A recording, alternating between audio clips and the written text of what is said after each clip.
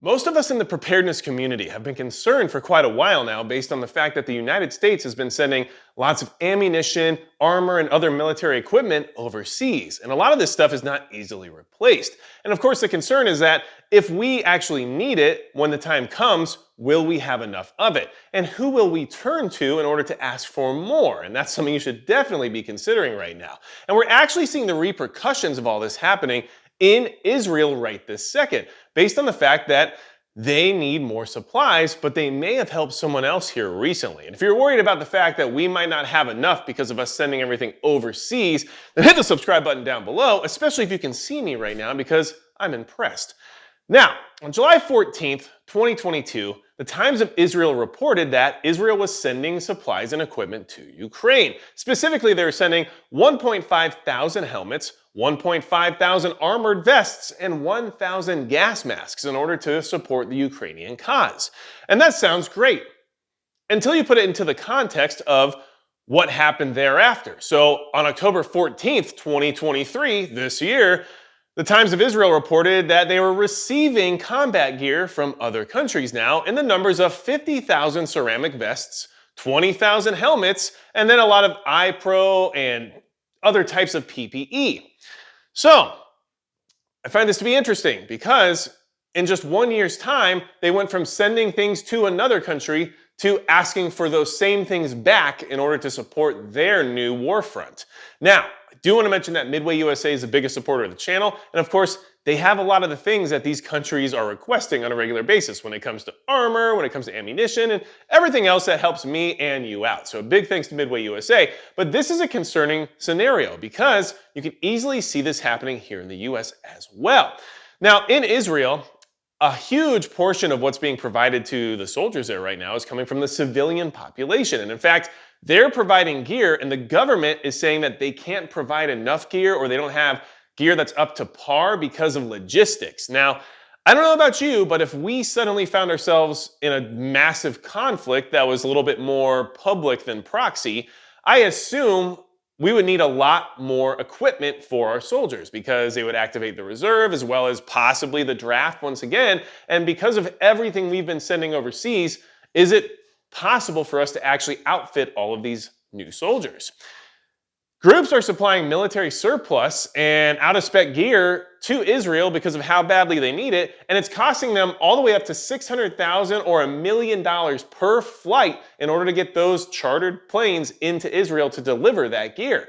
And of course, the government's saying, well, a lot of this stuff's not up to par, but they need it regardless. And the thing is that Israel's not a very big country, and they have a really well-financed military force. So why is this happening? Well, they're saying it's because they had to activate all 300,000 of their reservists.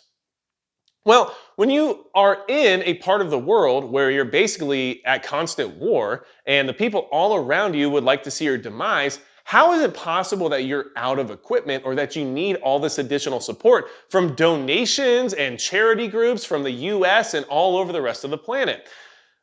You tell me, I don't know, but could it have something to do with the fact that you've been sending some of this necessary equipment somewhere else, and then all of a sudden you find yourself under attack and realize, hey, we probably should have held on to that equipment? That is something that I'm definitely worried about. Now look, I have some samples as to what we're talking about here on the table. We've got some ammo, which we know we have some issues with right now based on the Lake City ammo plant deciding to cut commercial contracts. I've got armor here, which apparently is in high demand every time a new conflict breaks out. Israel sent armor to Ukraine. Now we're sending armor to Israel. There's just never enough, apparently. And then a gas mask, because those were all being sent to Ukraine because of their nuclear possibility. Well, that nuclear possibility also exists in Israel, so I'm sure PPE like this is also on the docket. Now, if you're interested, I do have links for armor and gas masks down below in the comments, and I have discount codes too, in case it's something you need or don't have enough of, because clearly this stuff is in high demand in this current situation. And I'll have it in the description as well. But one thing I'm a little bit more concerned about than just having this stuff is where it's going to come from when the United States government realizes they need it as well. Israel asks for our help. Ukraine asks for our help. Everyone asks for our help unless they're an adversary.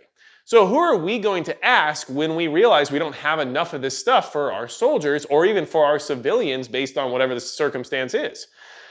I'm concerned it's going to be us. Remember in World War II, when the whole nation mobilized and did their part to make sure that everyone had what they needed when it came to ammunition, when it came to armor, like their helmets and everything else they were wearing, as well as just aircraft and tanks and everything was being produced, stateside in factories, and then we were recycling every bit of scrap metal we possibly could while everybody else was also buying up war bonds.